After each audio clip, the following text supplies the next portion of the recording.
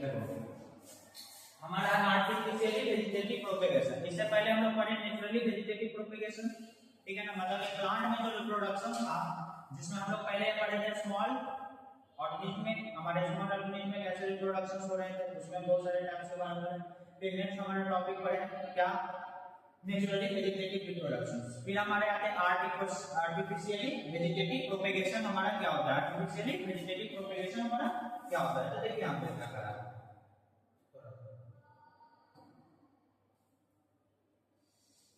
artificially vegetative propagation is a method where the human intentionally propagate plants using parts of the plant other than seeds। देखो intentionally को जो कर रहा है कि यहाँ पे artificially vegetative propagation is a method where the human intentionally propagate plants using parts of the plant other than seeds।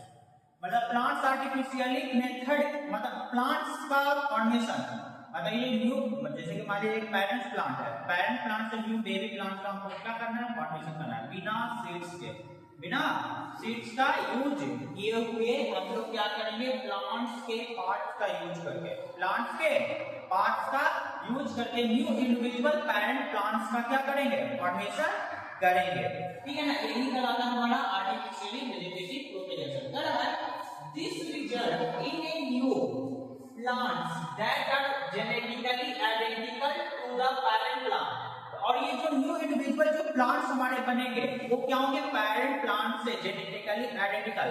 मतलब अगर आम का पौधा रहेगा तो आम ही का पौधा रहेगा, जैसे गुलाब का पौधा को अगर कट करके लगाएंगे तो गुलाब का पौधा निकलेगा। मतलब हमारा ये नहीं कि हमारा गुलाब की जगह हमारा कुछ और का पौधा निकल जाएगा, नहीं, वो हमारी आइडेंटिकली मतलब जेनेटिकली हमारे पेरेंट प्लांट की तरह ही होंगे, ठीक है।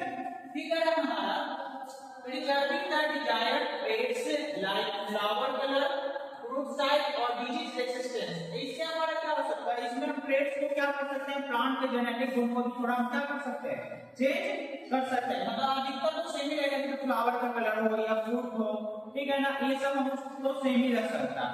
अब उसमें कुछ कॉमन टेक्निक्स होता है जो हम लोग क्या कर सकते हैं, प्लांट्स का आर्टिफिशियली वेजिटेटिव प्रोपेगेशन करने के कुछ टेक्निक्स, जैसे हमारा सबसे पहला आता है कटिंग, क्या करके, प्लांट को कट करके। अब सारे प्लांट्स को कट करके नहीं होगा, कुछ ही प्लांट्स हो गए जिसको कटिंग करके हम लोग क्या कर सकते हैं, वेजिटेटिव प्रोपेगेशन कर सकते हैं। जैसे a piece of the stem, root, leaf is cut and the planted। हम इसमें क्या करते हैं, प्लांट्स के स्टीम को या तो रूट को या तो उसके लीव्स को कट करके क्या करते हैं, प्लांटेड करते हैं, मतलब तो रोपते हैं, लगाते हैं, ठीक है ना, कटिंग नहीं करते। Roots develop from the cut and and a new plant grow. जहां से रूट को कट करते हैं वहां से एक न्यू इंडिविजुअल प्लांट क्या करते हैं, ग्रो करना स्टार्ट करता है। रूट जैसे कि मान लिया जाए हमारा क्या है, वेजिटेटिव प्रोपेगेशन, ये हमारा इसमें हम क्या कर रहे हैं, कट करके लगा रहे हैं, क्या करके लगा रहे हैं, क्या लिखा हुआ है, using plant cutting to produce plant from existing plants. जैसे कि एक मान लेते हैं किसी चीज का पौधा का प्लांट मान लिया हमारा रोज का गुलाब का पौधा है, अभी गुलाब का पौधा को हम इसके स्टेम्स को क्या किए, यहां से काट लिए, क्या किए हैं, यहां से काट लिए।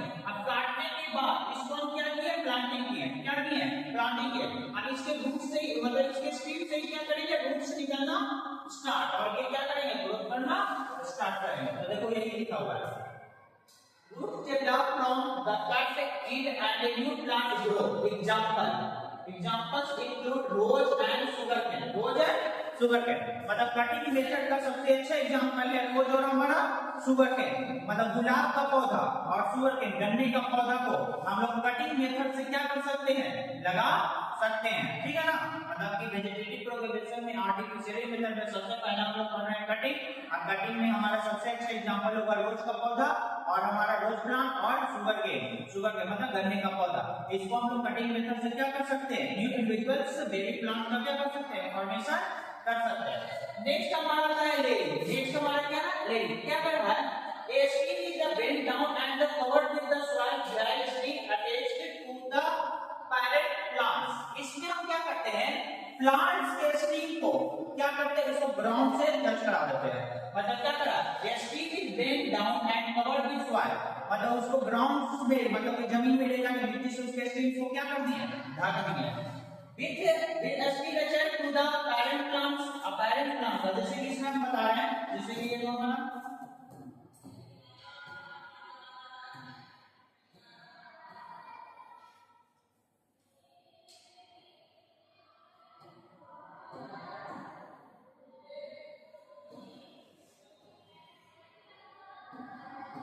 जिसमें इसमें हम क्या देख रहे हैं, क्या लिखा हुआ है, देखो लेयरिंग। हम लेयरिंग जो प्रोसेस कर रहे हैं, लेयरिंग प्रोसेस में क्या कर रहे हैं हम लोग, एक स्ट्रीम को मतलब कि मान लीजिए कोई ये हमारा प्लांट है, ठीक है ना। अब ये प्लांट्स में हम लोग क्या कर रहे हैं, मान लीजिए स्ट्रॉबेरी का प्लांट है, स्ट्रॉबेरी का पौधा है। अब स्ट्रॉबेरी का पौधा इसके एक स्ट्रीम को लेकर क्या कर रहे हैं, एक स्ट्रीम को लेकर इसको ग्राउंड के नीचे क्या कर दिए, दबा दिए, मतलब ग्राउंड के नीचे। अब यहाँ से दबाने के दौरान क्या होगा, यहाँ से रूट्स का क्या होगा, फॉर्मेशन होगा, ये हमारे स्ट्रीम के पास से, ठीक है ना। वही ना कर रहा है यहाँ पे लेयरिंग में क्या कर, stream is laid down and covered with the soil, मतलब इसके स्ट्रीम को लिए और सॉइल से क्या कर दिए हैं, कवर कर दिए, सॉइल से क्या किए हैं, कवर कर दिए। अब कवर करने के बाद देखो क्या कर, attach to the parent plant, और ये अटैच किससे है, हमारा पैरेंट प्लांट से। अगर अटैच नहीं रहेगा तो न्यूट्रिशंस जाएंगे कहां से, न्यूट्रिशन तो थोड़ा जाना चाहिए ना, तो पहले अटैच ही रहेगा कहां से, ये देखो ये पैरेंट प्लांट से हमारे अटैच है, और इसमें आज को क्या कर दिए, स्ट्रीम को कवर कर दिए। अब कवर करने के दौरान क्या होगा, देखेंगे आगे, roots develop at the point covered with the soil and then the stem is cut from the parent plants. अब क्या करेंगे, जैसे कि मान लिया जाए इसको हम लोग सॉइल से कवर कर दिए, अब यहाँ से रूट्स निकालना क्या हो गया, अच्छा अब यहाँ से रूट्स निकला, अब रूट्स निकल गया तो क्या कर सकते हैं, यहाँ से हम इस पैरेंट प्लांट को क्या कर सकते हैं, कट कर सकते हैं। अब ये लेयरिंग के अंदर में ये पैरेंट प्लांट है, ये कैसे प्लांट है, हमारे पैरेंट प्लांट, और ये जो बन गया न्यू प्लांट, ये क्या बन गया हमारे न्यू प्लांट, जिसको हम लोग बोल सकते हैं बेबी प्लांट। तो ये लेयरिंग के कैसे, जैसे कि मान लीजिए स्ट्रॉबेरी का पौधा था, किसका पौधा था हमारा, स्ट्रॉबेरी का। अब स्ट्रॉबेरी के पौधे को मस्टीन को क्या किया, हम लोग ग्राउंड के नीचे कवर कर दिए। अब ग्राउंड के नीचे जैसे कवर किए, इससे यहाँ से हमारा क्या हुआ, रूट का फॉर्मेशन, रूट का फॉर्मेशन हुआ, देखिए प्लांट क्या हो गया, बढ़ना स्टार्ट। अब यहाँ से हम क्या कर देते हैं, कट लगा देते हैं, क्या लगा देते हैं, कट। अब जैसे कट लगाए तो यहाँ से न्यू प्लांट क्या करेगा, डेवलप करना स्टार्ट करेगा। यही प्रोसेस हमारा क्या कहलाता है, लेयरिंग, क्या कहलाता है, लेयरिंग। नेक्स्ट है हमारा ग्राफ्टिंग, नेक्स्ट हमारा है ग्राफ्टिंग। ग्राफ्टिंग में क्या करेंगे, देखो two plants are joined together to grow as one. इसमें हम दो प्लांट्स को लेकर उसमें से एक प्लांट का क्या करेंगे, फॉर्मेशन कराएंगे, मतलब दो डिफरेंट प्लांट्स को लेकर एक न्यू इंडिविजुअल प्लांट्स का क्या कर सकते हैं, फॉर्मेशन कर सकता है। या तो एक बेस्ट क्वालिटी का प्लांट होगा, एक लो क्वालिटी का प्लांट होगा, तो अगर हमको बेस्ट लगाना होगा तो लो क्वालिटी वाला में से हम लोग बेस्ट क्या कर सकते हैं, फॉर्मेट कर सकते हैं। वही हमारा प्रोसेस कहलाता है ग्राफ्टिंग। क्या कहलाता है, ग्राफ्टिंग। अब देखो क्या करा, the session the upper part of one plant is attached to the stock the root system of another plant. मतलब इसमें क्या कर सकते हैं हम लोग, देखना ध्यान से,